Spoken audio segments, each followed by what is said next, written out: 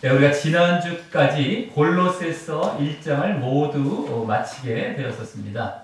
골로새서 1장에는 바울 사도가 이 골로새 편지를 쓰게 된 이제 인사말부터 시작해서 감사 기도의 내용, 또 소원 기도의 내용을 거쳐서 기독론에 대한 내용이 이제 나오게 되었었고요. 그 이후 지난 주에는 바울 사도의 이 복음 사역에 관련해서 우리가 또 보게 되었다라고 하는 것입니다. 그 기독론에 나왔던 내용이 복음의 이제 또 핵심이 되기 때문에 그 복음을 전하는 복음 사역의 내용을 또 우리가 지난주에 보게 되었었다라고 하는 것입니다. 그 중에서 이 1장에서 가장 핵심이 되는 내용은 바로 기독론이다라고 하는 것이죠. 그리스도에 관련된 내용. 이것이 지금 골로새서가 이 골로새서를 쓰게 된 주 목적이기도 했기 때문입니다. 왜냐하면 골로새 교회에는 지금 이단 사상, 여러 가지 또 인본적인 철학들이 결국에는 이 그리스도에 대한 신앙을 위협할 수 있는 그런 상황이 있었기 때문입니다. 자, 그래서 이 기독론이 결국에는 전반적으로 이 골로새서의 주가 되는 내용인데 그 중에서 벌써 1장에 보여지고 있었다라고 하는 것이죠. 자, 그럼 그 기독론의 내용은 우리가 아주 요약해서 말씀드리자면 무슨 내용을 우리가 보게 되었습니까? 바로 그리스도의 구원주와 창조주 되심입니다. 하나님과 동등하심이죠. 구원주와 창조주 되심.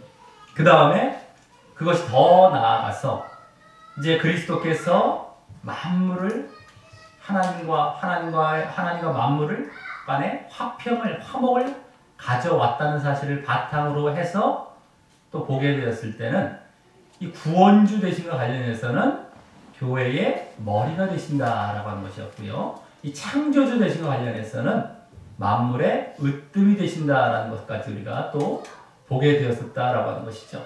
그래서 결국 전체적인 것을 통틀어서 한마디로 요약해서 말하자면 바로 그리스도의 주 되심, 주님 되심이라고 할 수 있었다라고 하는 것입니다.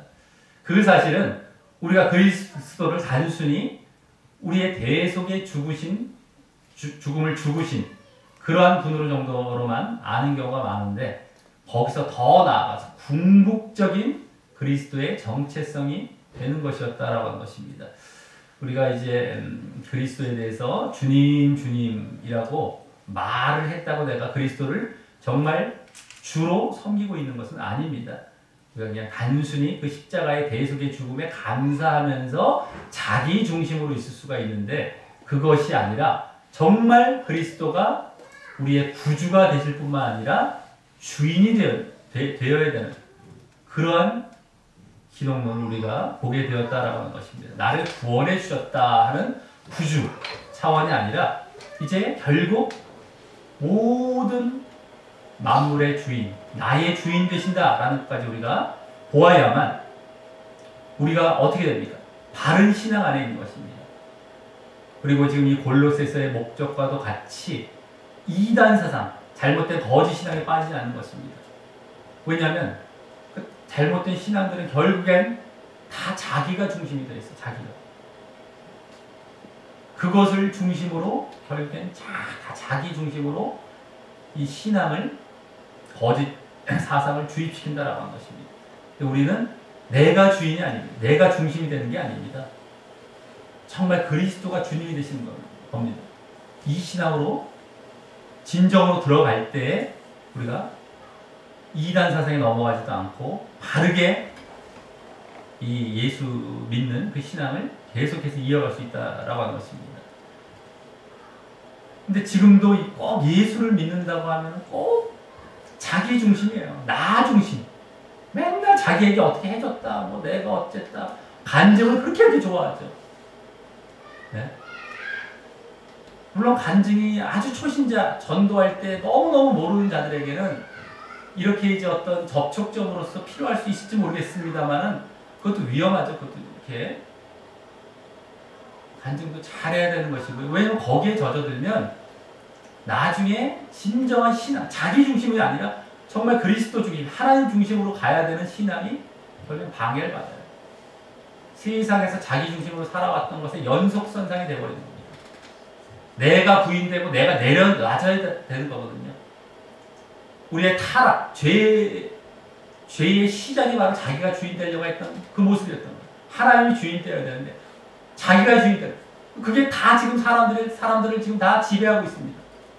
타락된 그 사람들에게, 이 세상 사람들에게. 그래서 그 생각 갖고 그대로 신앙 안에서 들어와요. 근데 그걸 자꾸 주입시켜주면 그렇게 또 사람들을 좋아해요. 사람 너무너무 좋아해요. 그리고 그 예수를 믿는데요. 자기가 부인되고 자기가 죽어야 되는데요. 그리고 진정 내가 순종하는 자리, 하나님을 왕 삼고 그리스도를 왕 삼고 하는 그 자리로 돌아가는 겁니다. 그래서 그분의 뜻대로 그것이 또 순종하는 모습으로 나타나는 것이고요. 이게 진정한 신앙인데 온통 자기 중심, 맨날 사랑, 은혜만 받으려고 그러고 말이죠. 근데 하나님 중심으로 가보시죠. 내가 그걸 받는데 그렇게 혈안이 되겠습니까? 이미 내가 그 안에 있는데요. 그 사랑 안에 있는데요. 뭐가 중심이 되겠습니까? 회개가 더 중심이 돼요. 이건 뭐 이론을 떠나서입니다. 뭐 이론적으로 저기는 뭐 회개를 강조해, 여기 사랑을 강조해. 만약에 이론적으로 한다면 어떤 게 더 좋아요? 사랑을 강조하는 게 좋죠. 그걸로 안 간 사람은 바보입니다. 바보. 이론적으로 얘기하면요. 그게 싫어서 안 가고 있는 겁니까? 예? 뭐 회개를 강조해, 뭐 사랑을 강조해. 이렇게 또 분리를 하고 있어요. 알지도 못하는 분들은요. 예? 자기 중심이 아니기 때문에 하나님 뜻에 맞춰서 내가 회개가 들어가는 거예요. 예? 이론을 강조했을 때 그 사랑과 회개 고르라고 해보십시오. 100이면 100, 그거 안 고르, 사랑을 안 고르는 사람이 누가 있습니까? 예? 그게 아니니까 이게 들어가는 것이죠. 어쨌든 이 사실을 잘 우리가 알아야 되겠다라고 하는 것이고요. 그 기독론을 우리가 보게 되었던 것이고요. 또 지난주는 그 기독론에 담긴 복음의 일꾼됨에 대해서 우리가 이제 교회의 일꾼이라고도 이제 말씀이 되었는데 바울 사도의 그 이제 사실들을 복음 사역의 모습들을 우리가 보게 되었다라고 하는 것입니다. 그러면서 그 전에 주어졌던 기독론과 복음이 분명하게 하나님께로부터 주어진 진리의 말씀을 우리가 거기서 보게 되었고 또 그 가운데 또 다른 기독론적 내용도 우리가 볼 수 있었었죠. 우리가 그 기독론 때 보았던 이 교회의 구속 그리고 또 만물과 하나님과의 화목 그 내용이 바로 우리에게 영광이 되는 모습이다. 그래서 그리스도가 우리의 영광 또는 영광이 소망이 되신다라는 그 기독론을 우리가 영광적인 어떤 차원에서 우리가 또 보게 되었다라고 하는 것입니다. 자, 그 다음에 지난주 또 복음의 일꾼된 그러한 모습을 통해서 복음 사역의 자세도 우리가 또한 엿볼 수 있었었죠. 어떻게 복음 사역을 해야 되느냐? 우리가 당연히 믿음이 있다면 당연히 교회를 이루기 위해서 가장 또 중점이 된 사역이 뭡니까? 말씀과 복음을 가르치는 사역인데요. 이 가르칠 뿐만 아니라 훈계를 하는 거예요. 훈계도 필요한 겁니다. 잘못됐을 때 고쳐주고 이런 것들. 그러면서 괴로움과 고난도 감내하면서 또 최선을 다해서 그 사역을 해나가야 되는 거예요. 그러면서 결국 가르치는 것은 믿음만 가르치는 것이 아니라 행함까지도 가르쳐야 된다. 이 자세를 우리가 보게 되었다라고 하는 것입니다. 또 그러할 때 하나님께서 능력으로 함께 하셔서 도우신다라는 사실을 우리가 볼 수 있었다라고 하는 것입니다. 자, 오늘은 그에 이어서요. 복음의 일꾼, 그 교회의 일꾼된 이 바울 사도의 그 사역에 대해서 계속 이어지는 본문입니다. 그러면서 이번에는 그러한 복음 사역에 대한 목적이 나와요. 목적. 그러면서 드디어 그 가운데 이 골로새서를 쓰게 된 목적과도 같은 이단 사상과 관련해서 또 언급하는 내용이 드디어 처음 보여지게 됩니다. 그러면서 오늘도 또 다른 기독론이 그 가운데 이제 엿보여지게 되고요. 또 지난주는 복음 사역의 자세에 대해서 말씀이 되었다면 이번에는 그 복음을 받아들이는 사람들, 그 성도들의 자세가 되겠죠. 그 자세에 대해서 오늘도 보여지게 된다라고 하는 것입니다. 그래서 지난주와 그대로 이어지면서도 이제 지난주를 더 보충해 주기도 하고 또 이번에는 대칭적으로 복음을 받아들이는 자들의 자세에 대해서 또한 더 이제 보여지게 되는 그런 본문이 되겠다라고 하는 것입니다. 자, 그래서 오늘 말씀을 통해서 바울의 복음 사역에 대한 목적을 이제 주로 보게 되면서 그 가운데 또 다른 기독론은 또 무엇인지, 그리고 또 복음을 대하는 성도들의 자세는 어떠해야 되는지를 우리가 살펴보며 우리에게 적용하는 시간을 갖도록 하겠습니다. 자, 오늘 본문은 크게 두 부분으로 나눠 볼 수가 있습니다. 먼저는 1절부터 3절까지의 바울의 복음을 전하는 기본적인 목적이 나오는 부분과 그 다음에 4절부터 7절까지의 바울의 그 복음을 전하는 어떤 추가적인 목적이 될 수 있겠습니다. 그 목적이 나오는 부분으로 크게 나눠 볼 수 있습니다. 기본적인 목적, 또 이제 추가된 목적이 있죠. 자, 그럼 먼저 1절부터 3절까지의 복음을 전하는 기본적인 목적이 담긴 부분을 보도록 하겠습니다. 바울의 그 복음을 전하는 가장 기초적인 목적은 지난주에도 보여주고 있었습니다. 1장 25절이나 그와 또 대칭되고 있었던 28절에서 이미 말씀되고 있었죠.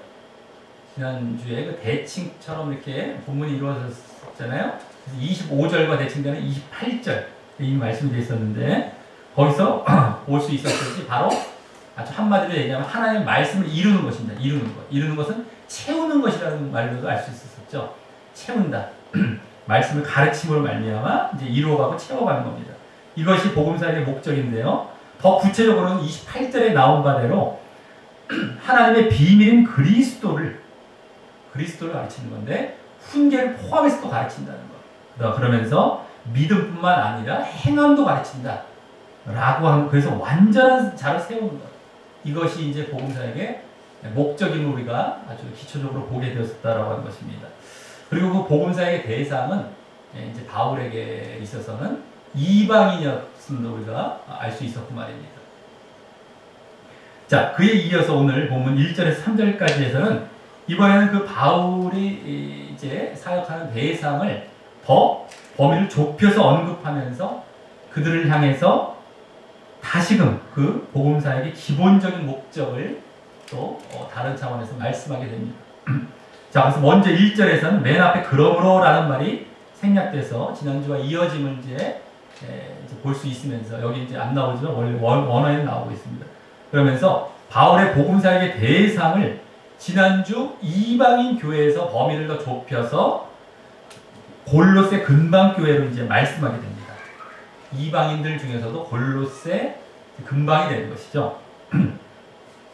자, 그래서 전체적으로 거기 말씀을 보면 내가 하면서 너희는 이제 골로새 교인들이죠. 이 골로새서를 수신하는 그런 대상, 일차적인 대상인 골로새 교인들이 내가 누구누구를 위해서 어떻게 힘쓰는 것을 알기를 원한다.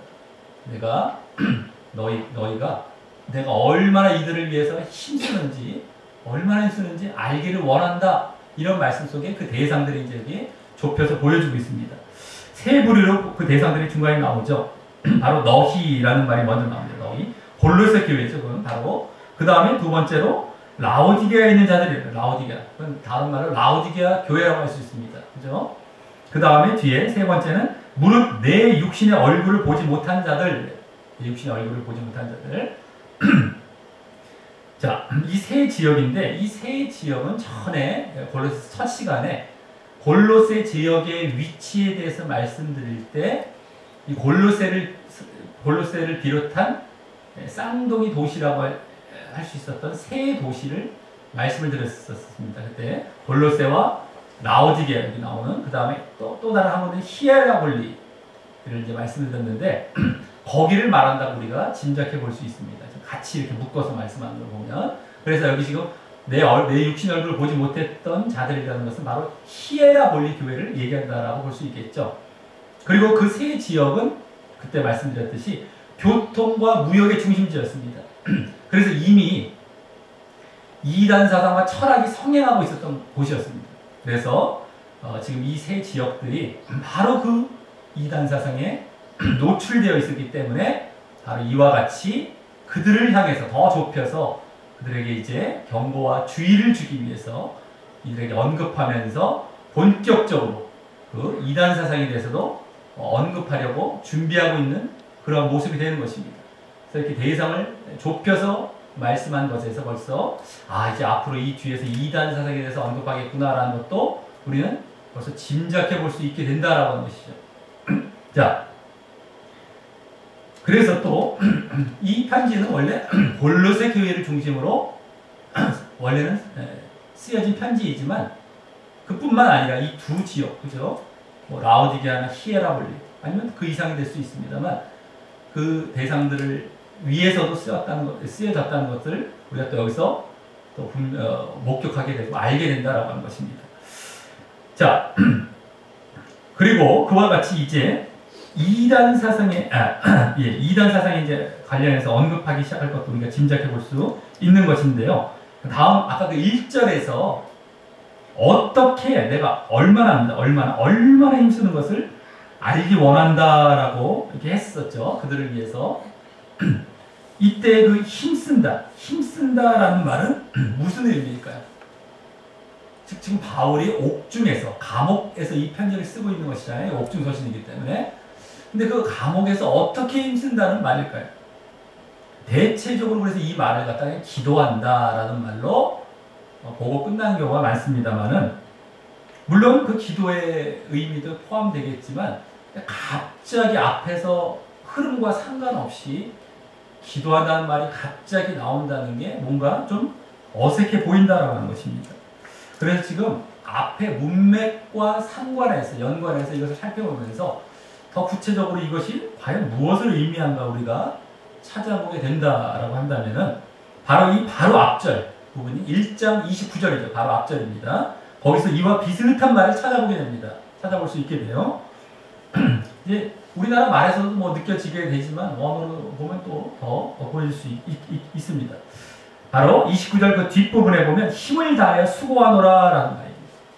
거기서 힘을 다하여라는 말과 이 힘쓴다는 말이 원어상 그 어근이 같은 말입니다. 뭐 아고니즈마이 뭐 이렇게 해서 아곤 이런 말이 있어요. 그래서 어쨌든 간에 힘쓴다. 우리나라 말에서 느껴지잖아요. 힘쓴다. 그죠? 근데 거기서 더 분명히 이제 힘을 다하여라는 말이에요. 힘쓴다. 그리고 그 말은요. 투쟁, 싸움, 노력, 애쓰입니다. 투쟁하기도 하고 싸우기도 하고 막 노력하는, 애쓰는 이런 모습을 얘기하는 것입니다. 그 원래 원어의 의미가. 그리고 지난주 그 힘을 다하여 수고한다라는 말은 저 앞에, 그것도 대칭되는 앞에 말씀이 있었죠. 24절이었죠. 맨 앞에 말씀. 그 말씀에 나오는 괴로움과 고난도 감내하는 모습을 의미했었죠. 그래서 또 그때 괴로움과 고난은 복음을 전하다가 받는 그런 괴로움과 고난이었고, 그렇기 때문에 이 힘쓴다라는 말은 1차적으로 복음을 전하느라고 옥에도 갇히고 또 박해도 받으면서 이렇게 싸우며 노력하는 모습, 이러한 모습을 말한다고 할 수 있습니다. 1차적으로 아주 크게 말해서는. 근데 지금 그 구체적인 대상까지 이 세 교회, 세 지역으로 이제 구체적으로 이제 말씀하면서 그들을 위해 힘쓴다라고 말한 걸 보면은 그 이상 또 의미가 있는 것입니다. 옥중이란 자리에서도 막 이렇게 힘쓴다고 하는 걸 보면 구체적인 대상을 얘기하면서요.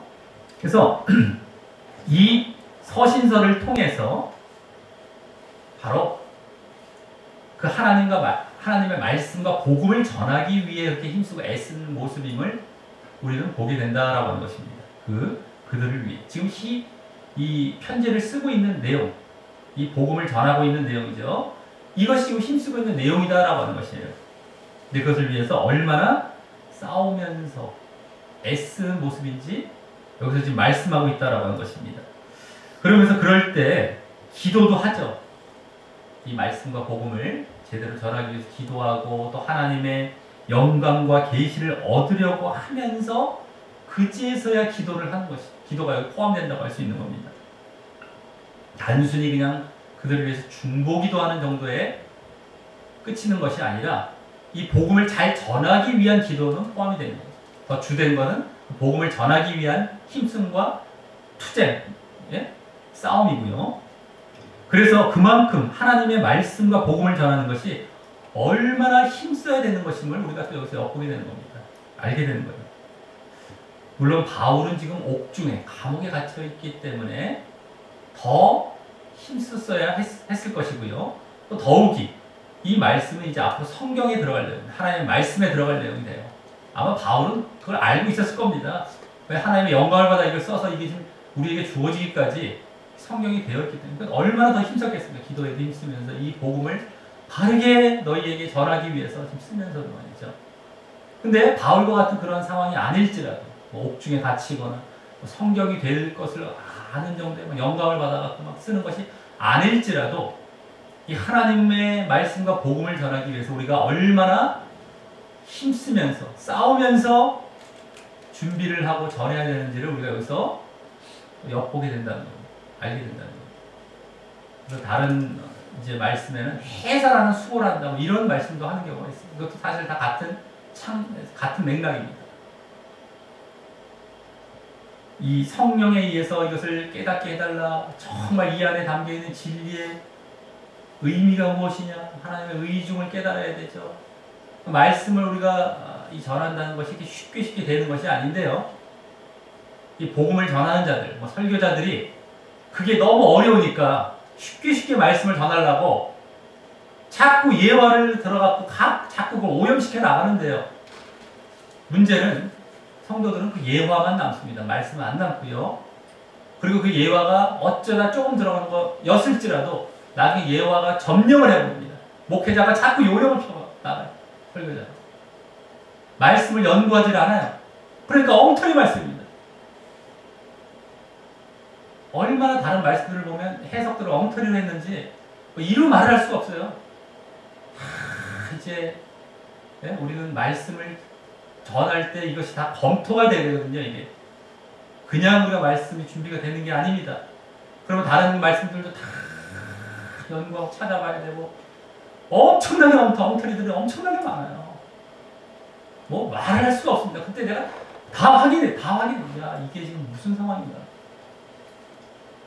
어떻게 이분들이 말씀을 대하고 있는지 다 보여요. 그러니까 말씀을 늘 말씀드리는 거예요. 이게 지금 어떤 상황이지?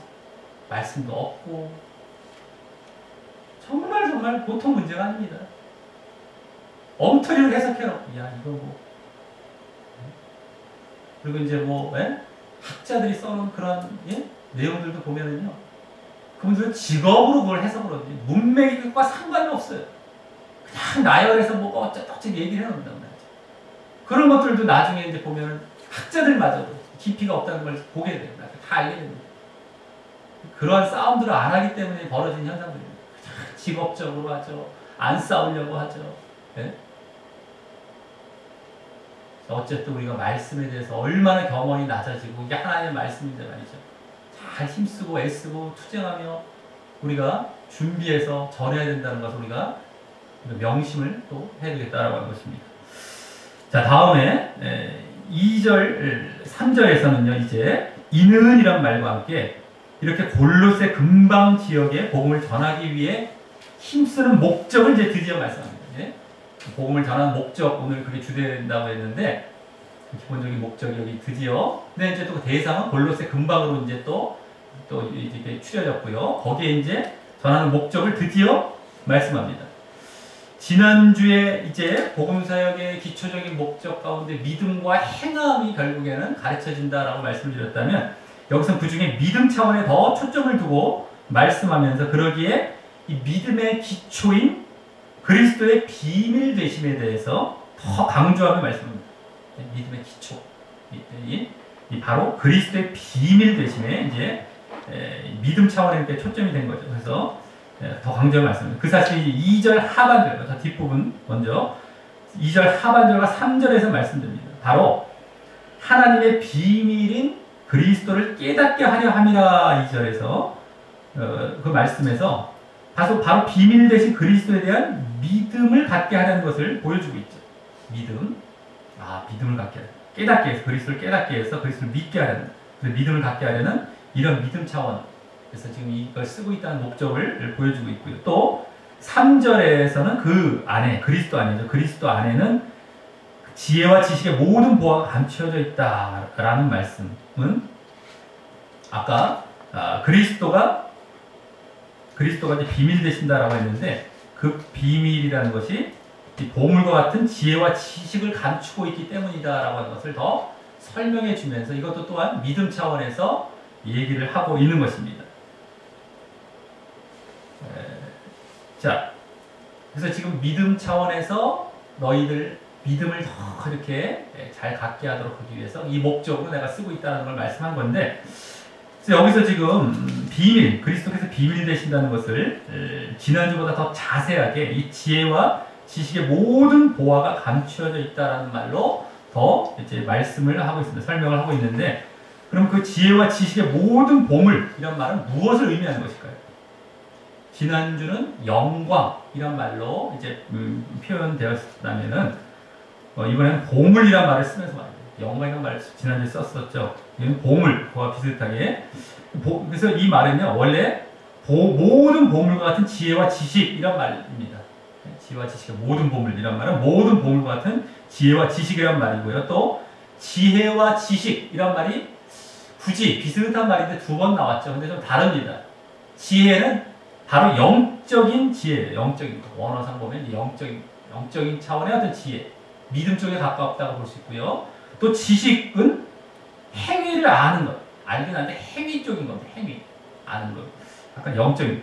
우리가 영적일 뿐만 아니라 그래서 행위적으로 알아야 할 모든 것이라고 했습니다. 이 지혜와 지식은. 그렇기 때문에 한마디로 우리가 알아야 할 진리. 그죠?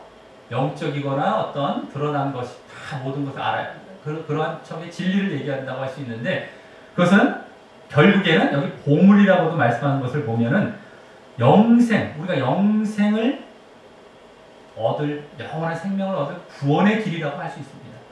지혜와 지식이란 말이 이 구원의 길을 의미한다라고 결국에는 말씀할 수 있습니다. 이 보물이란 말이 지난주 영광이란 말에서도 보았듯이 그 기독론에서 보았던 교회의 구속과 하나님과의 만물과의 화목을 궁극적으로 말하는 것이기 때문에 이 지혜와 지식의 보물이라는 것이 이게 모든 보물, 이것이 결국에는 그거죠.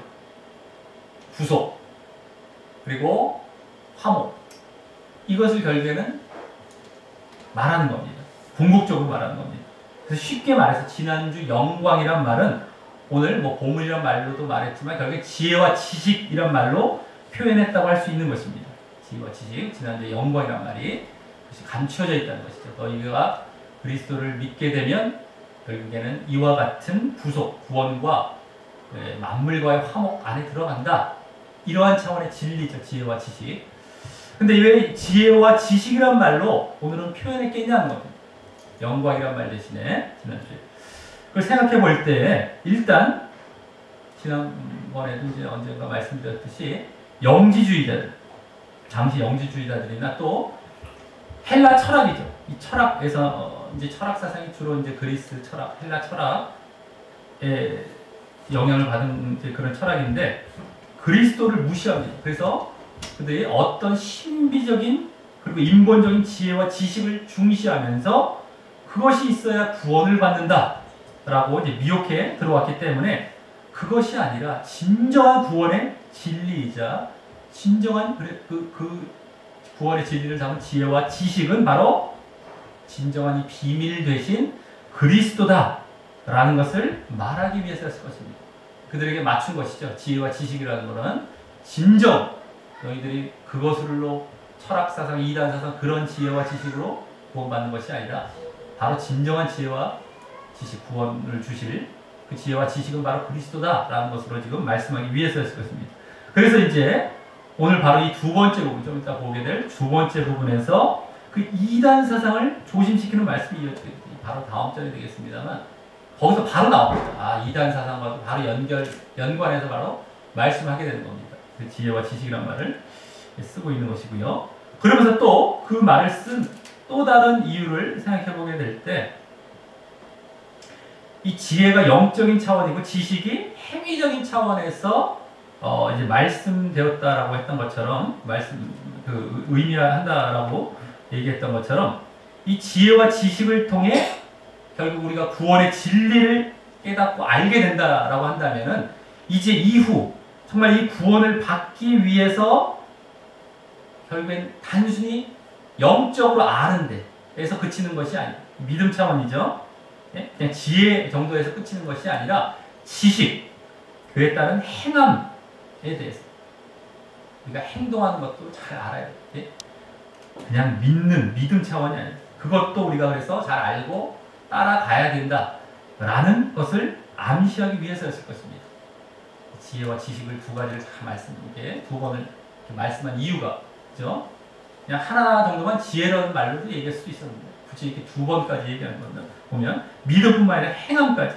그래서 오늘 이 또 그 두 번째 부분 좀 이따 뒷부분에 볼 두 번째 부분에서 이 또한 믿음뿐만 아니라 행함과 관련해서도 나중에 오늘 성도의 자세를 말씀할 때 말씀드리게 되는 것입니다. 믿음과 행함 이것이 계속해서 우리 지금 앞부분에서도 감사기도, 뭐 소원기도나 뭐 계속해서 보여주고 있어요. 그것도 또 계속해서 이제 앞으로 말씀하기 위해서였을 것이다라고 하는 것입니다. 자, 그럼 이로써 골로새 근방 지역의 복음을 전하기 위해 이렇게 힘쓰는 목적, 힘쓴다는 말까지 나왔는데 그 목적이 믿음 차원에서 이 지혜와 지식의 모든 보물이 감추어져 있는 바로 하나님의 비밀이신 그리스도를 깨닫게 하기 위한 것. 요약해서 말하면 그리스도를 깨닫게 하기 위한 것이에요.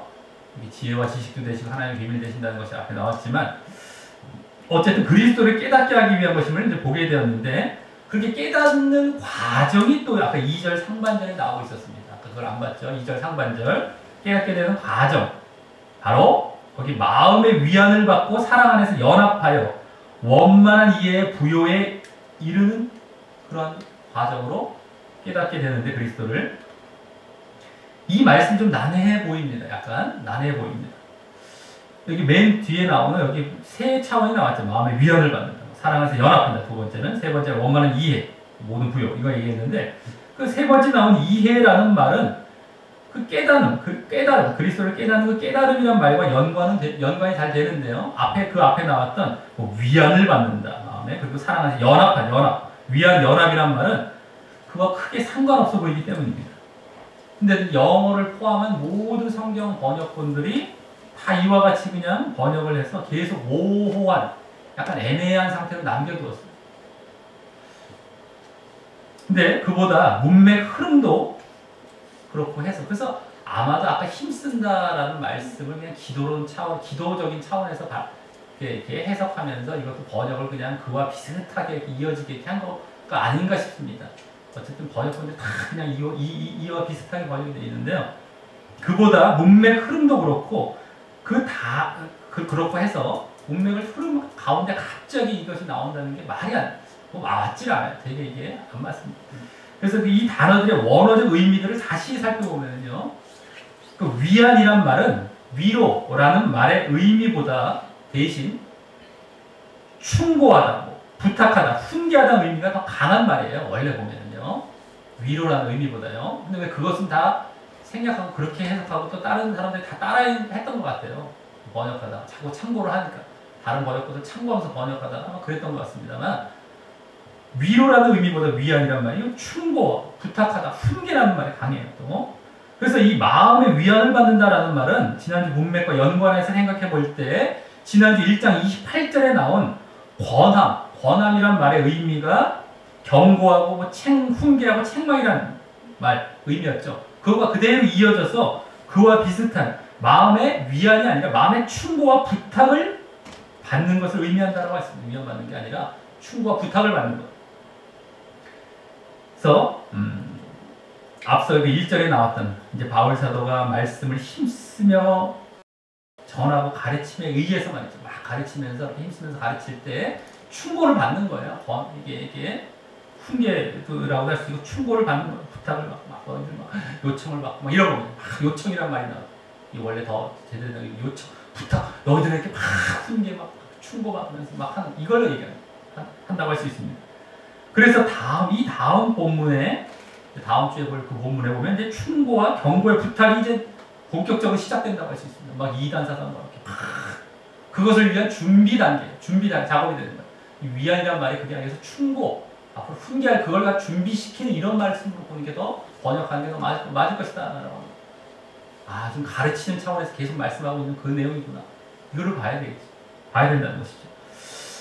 자, 그 다음에 또 연합하다라는 말도요. 원어상 제대로 보면 이게 또 보다 보면 그 의미가 가르치다, 증명하다라는 의미도 강합니다. 연합하는 것뿐만 아니라 가르치고 증명하는 거, 가르쳐서 막 증명해 나가는 거죠. 이렇게 막 이런 거. 그래서 이 사랑 안에서 연합한다는 말 또한 그 지난주 1장 28절에서 그 권함, 아까 권함이란 말과 함께 나왔던 가르침이란 말과 문맥상 이어진다라고 할 수 있어요. 그래서 사랑 안에서 가르친다, 증명받는다. 사랑 안에서. 아까 막 충고를 했는데 그것이 막 무슨 미워서 그런 게 아니고 사랑 안에서 가르침 받는 거예요. 어쨌든, 네? 여기서도 이제 수동태입니다. 원래 원어는 수동태. 그래서 가르침 받는 걸 얘기해요. 받는 거. 자, 그게 더 맞을 것입니다. 그래서 그와 같이 충고도 받고 가르침도 받고 지난주 권함도 받고 가르침도 받고 이거와 딱 이어진다는 거예요. 그죠?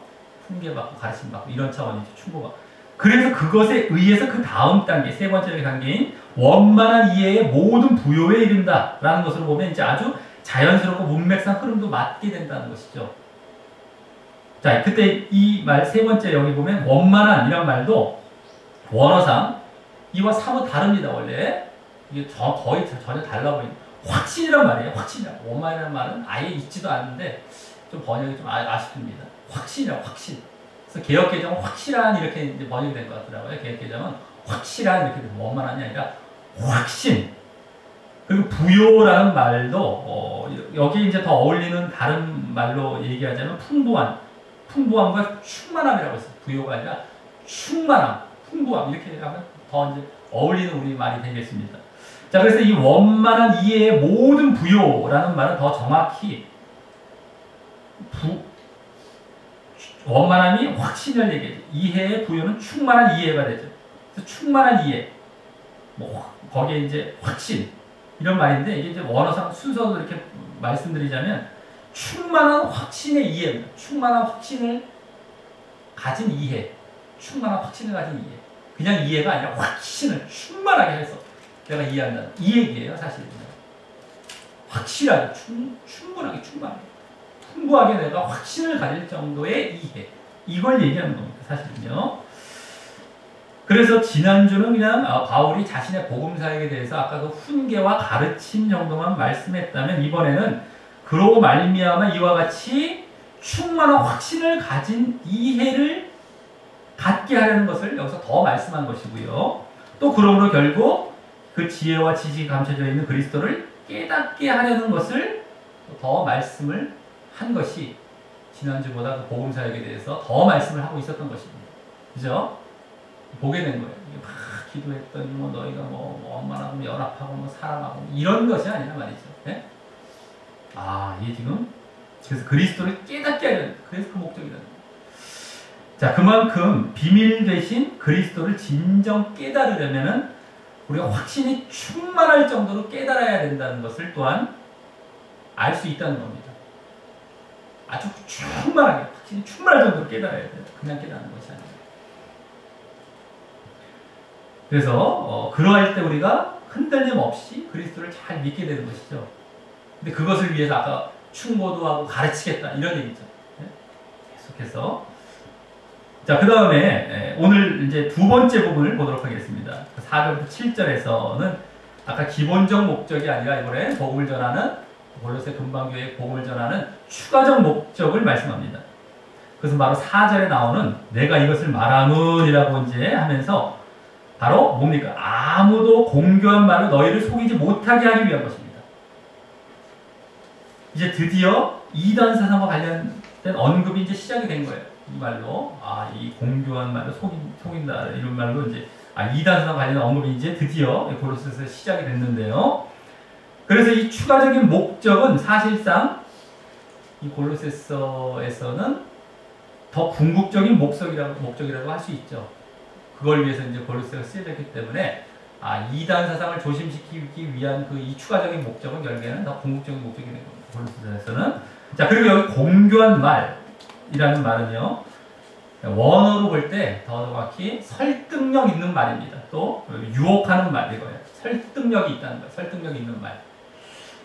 그래서 이단 사상의 말들이 아주 설득력 있고 그럴듯하다. 그럴듯하게 들린다는 겁니다. 아주. 그래서 넘어가는 거예요. 그래서.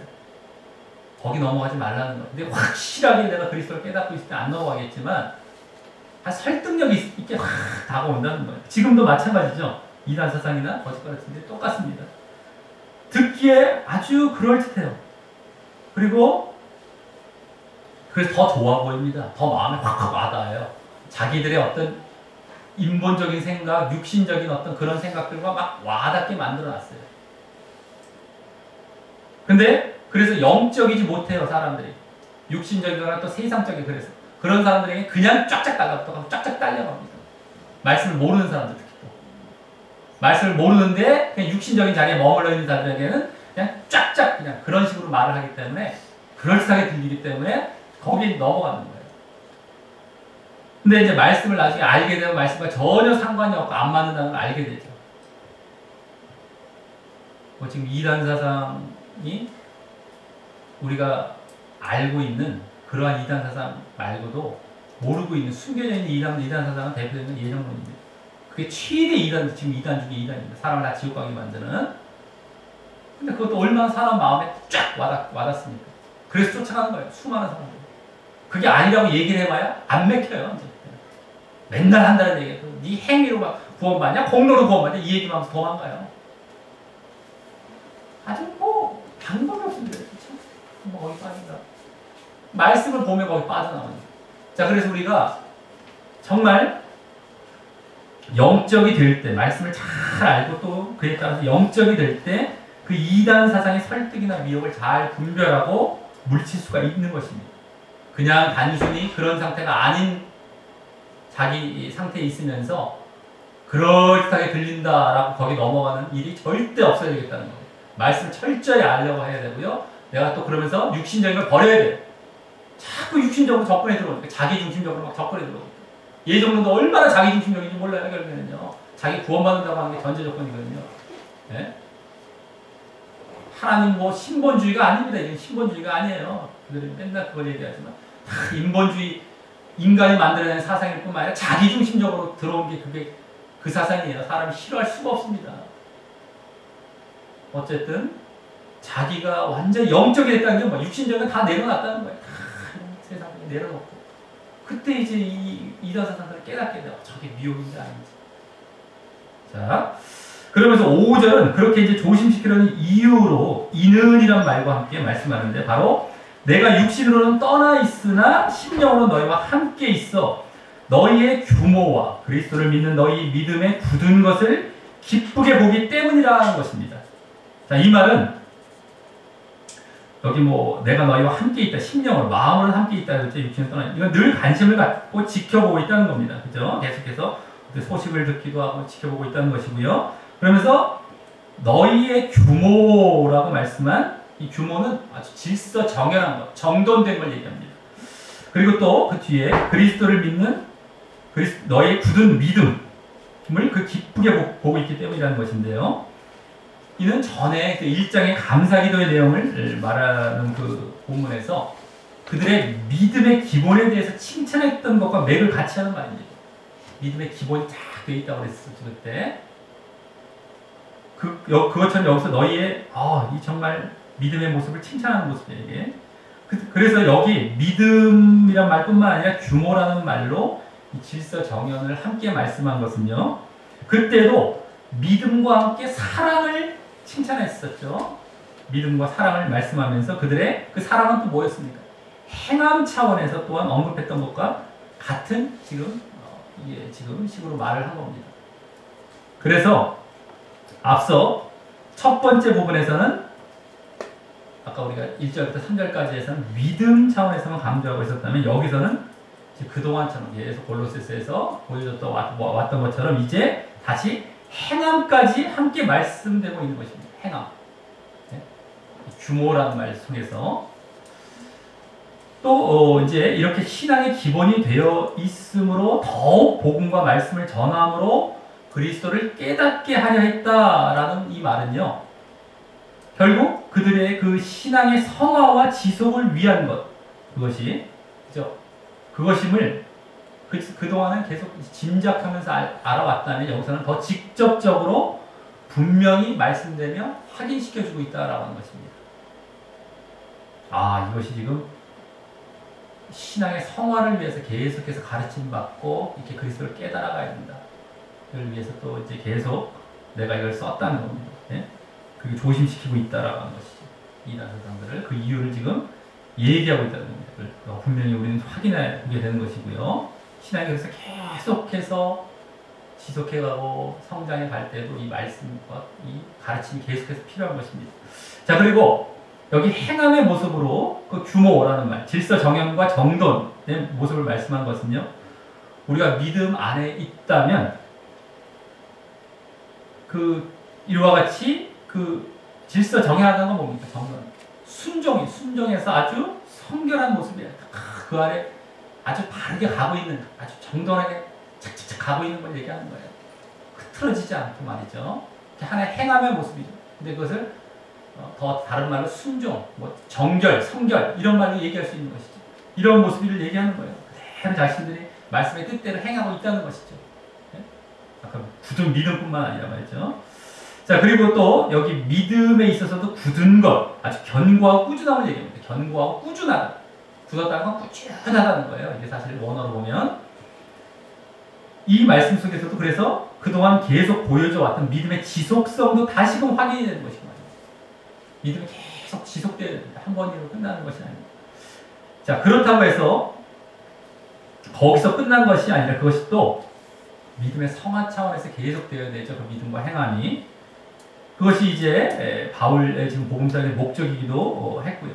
그래서 다음 이제 6절, 7절에서는 그 사실을 말씀합니다. 그 믿음과 행함의 성화적인 차원이겠죠. 계속해서. 그리고 그것은 이제 또 오늘 복음을 이렇게 받게 될, 바울 사도가 전한 복음을 받게 될 성도들의 자세가 되는 것입니다. 그래서 먼저 6절은 거기 그러므로라는 말과 함께 너희가 그리스도 예수를 주로 받았으니 라고 하는데 이것은 믿음 차원에서 말씀한 것입니다. 그리스도 예수를 주로 주님으로 받아들였으니 이런 거죠. 그래서 믿음입니다. 믿음. 아, 내가 주님으로 믿는 이거. 근데 여기 주라는 말, 주님이란 말은요, 그냥 말하는 것이 아닙니다. 우리가 기독론의 요약이 뭐와 같다고 했습니다. 그리스도의 주되심이라고 했었죠. 그것과 그대로 일치하는 말이에요. 그래서 그걸 쭉 앞에서 말씀하고 이제 주로 받았으니 그걸 다시 한번 얘기해 주는 겁니다. 그냥 단순하게 우리 다 아는데 하늘이 그 정도인데 그런 정도의 언급된 말이 아니죠. 아까 주라는 것도 쉬운 말이 아닙니다. 주님이 아니라 정말 주님 삼고 있냐는 거예요. 앞에서 얘기했던 그 요약 차원에서 다시 한번 그거를 얘기해 주면서 믿음을 얘기하는 겁니다. 지금 또 다음에 그 안에서 행하되 그는 이제 그리스도입니다. 그가 이제 어떤 사물의 그가 아니라 사람의 그입니다. 그리스도죠. 그리스도 그의 안에서입니다. 그리스도 안에서 행하되는 또 걷되라는 거예요. 행한다, 걷는다 이거예요. 이건 이제 행함 차원에서 말씀합니다. 아까 믿음이고 이제 행함이죠. 그리고 걷되라는 말이 계속 걷는 것이죠. 이런 것처럼 행함의 지속성을 또 보여주고 있습니다. 행함에서도 지속성이, 믿음의 지속성뿐만 아니라 아까 믿음의 지속성 나왔죠. 네? 꾸준함, 견고함, 굳은 것 속에서 또 이제 행함의 지속성도 또 보여줍니다. 다음 이제 7절, 이 6절을 보충 설명하는 거예요. 그래서 그 안에, 이것도 그리스도 안에, 그리스도 안에 뿌리를 박으며 세움을 입어라는 말은 믿음 차원에서요. 믿음 차원에서 뿌리를 박으라는 것은 흔들림이 없으라는 거예요. 그리고 세움을 입으라는 건 성장에 가는 거예요. 흔들림 없이 딱 해서 성장에 가는 거예요. 믿음 차원에서. 그리고 다음에 교훈을 받은 대로 믿음에 굳게 서서요. 이것도 다시 믿음 차원에서 그리스도에 대한 믿음을 확고히 하라고 이제 강조를 하는 겁니다. 이제 굳게라는 것이 확고하게. 네? 아까 흔들림이 없다는 것과 이제 비슷하게. 다만 여기서는 뭡니까? 교훈을 받은 대로, 가르침을 받은 대로 이렇게 말하는 게 더 맞습니다. 어쨌든 이 말 속에서 가르침과 말씀과 가르침이 그 믿음의 기초일 뿐만 아니라 이와 같이 확고하고 믿음을 지속해가는 데 있어서도 필요함을 또 보여주고 있는 것입니다.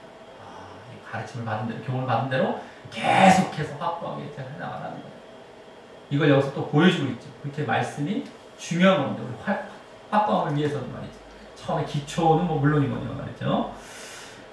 그래서 앞서 2절에서도 충만한 확신을 말씀한 것과도 이어지는 것이죠. 이게 또 아까 2절에서 그 말씀 쭉 가르치고 충고받아갖고 충만한 확신에 뭡니까? 충만한 확신 들어가라고 했잖아요. 이해, 확신의 이해. 그것과도 이제 또 여기서도 또 이어지는 거예요. 거기서도요. 볼 수 있죠. 그리고 그랬을 때 마지막에 감사함을 넘치게 하는 모습도 나타남을 보여주고 있습니다.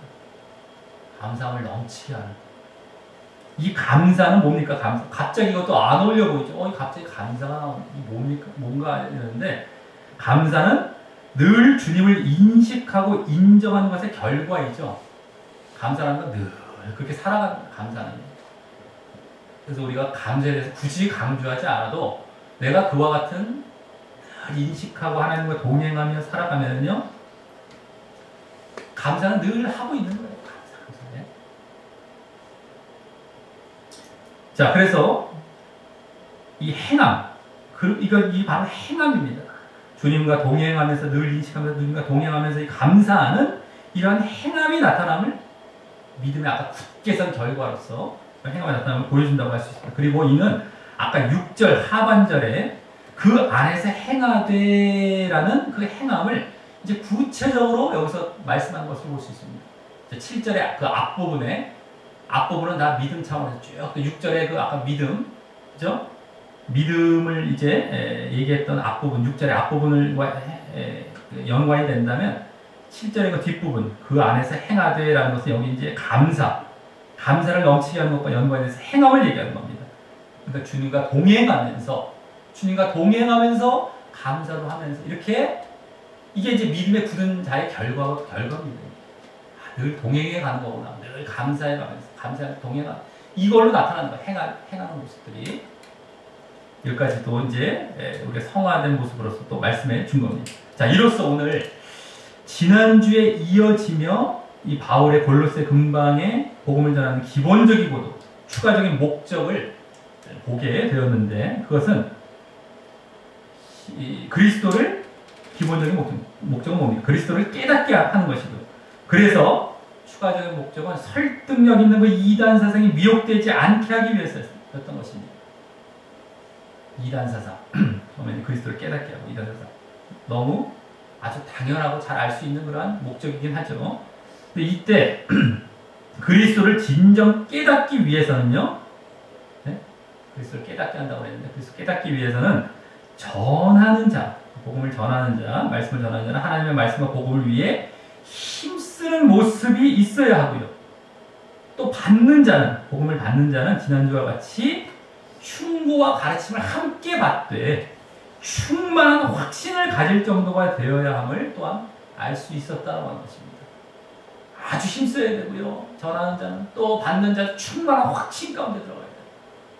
네? 힘쓰고 확신하고 이런 겁니다. 그 가운데 오늘 또 볼 수 있었던 기독론은요, 그리스도께서 모든 보물과 같은 지혜와 지식이 감춰져 있는 분이에요. 보물은 이제 구원과 화목 이런 것인데, 그 지혜와 지식이 감춰져 있는 분이라는 것으로 말씀되고 있었다는 겁니다. 지혜와 지식, 다른 어떤 사상 봐도 견줄 수 없다는 것이죠. 그러게 아무리 저거 해봐야 이 지혜와 지식은 그리스도의 진정한 지혜. 이걸 또 기독론적으로 우리에게 보여주고 있었고요. 또 그러면서 그렇게 복음의 가르침을 받아 그리스도 안에 감춰진 그 보물을 또 발견하고 이단 사상의 미혹도 조심하면서 구원과 그 만물과의 화목에 들어가기 위해서 보여야 할 성도의 자세는 오늘도 믿음과 행함을 보여야 함을 알 수 있었는데, 오늘은 그것들 모두의 믿음과 행함 그 모두의 지속성과 계속성에 더 초점을 두고 있었습니다. 그렇죠? 믿음과 행함이긴 한데 그것의 계속성에 더 초점을 두고 있었습니다. 그래서 또 그러한 지속성과 계속성을 위해서 어떻게 해야 되냐? 여기 말씀되고 있었죠. 믿음에 있어서는 말씀의 가르침이 또한 필요합니다. 네? 말씀의 가르침이 계속 필요하다는 것과 또 행함에 있어서는 이 주님과 동행하며 감사하는 모습이 나타나야 한다는 것을 보여주고 있었던 겁니다. 계속 동행하는 자리까지 이제 감사하면서 넘치게 하면 이렇게 해나가는 거예요. 네? 늘 그냥, 네? 그게 이제 우리가 이 행함의 어떤 궁극적인 자리 계속. 자, 그래서 우리가 예수를 막 믿는다고 되는 것이 아닙니다. 그 정도에서 이렇게까지 지금 바울이 설명하지 않아요. 예수 믿어? 다 됐지? 그럼 뭐 다른 거 이렇게 신경 쓰려고 그래요. 다른 어떤 육신적인 일 조금 막 여러 가지 예? 믿음이 제대로 있는지도 확인도 안 하면서 어떤 봉사하려고 그러고요. 막 그냥, 예? 믿음이 그냥 막 예수를 막 믿는다고 되는 것이 아닙니다. 그렇게 믿으면 오히려 어떻게 되겠습니까? 오늘 보았듯이 결국 2단에 잘 넘어가게 됩니다. 오늘 엿볼 수 있는 2단에 잘 넘어가야 그렇게 믿다가요, 결국에. 그래서 잘 믿던 사람들이, 아니, 장로 권사까지 된 사람들이 2단에 넘어갔대요. 그리고 통계, 2단들이 얘기했다고 그러는가? 2단 중에서 장로교 교인들이 그렇게 또 잘 넘어간다더라고요. 장로교는 말씀을 강조하는 교단이기도 합니다만, 예? 종교 개혁을 기치로 내면 오직 은혜, 오직 말씀 말하면서 말씀을 강조하는데 말씀이 없기 때문인데 실질적으로는요. 장로교는 교리 갖고 놀지 교리 갖고 가르치지 말씀을 안 가르쳐요. 그러니까 사람들이 말씀이 없고 맨날 교리 갖고 이랬다 저랬다 막 사상을 만들잖아요. 거기서 막 파생된 여러 가지 이상한 사상들이 막 나타나요. 왜냐면 말씀을 갖고 이 말씀이 아닌데 자꾸 이게 보이거든요. 이게 막 이상하게 만들어서 교리 만든 게 보여요. 나중에 어느 정도 믿다 보면 장로가 그 짓을 하고 있는 거예요. 그럼 다른 사람들도 그래도 되라보다 하고 말씀하고 장난치는 길이 자꾸만 간다고요. 그러면서 2단을 또 만들어가는 겁니다. 그리고 2단에 자기 넘어가기도 하고요. 어쨌든 그렇게 우리가 그래서 믿었다가 잘못 그렇게 가는 겁니다. 그것이 아닌 복음과 말씀을 제대로 가르치려고 힘쓰는 자를 우리가 만나야 돼요.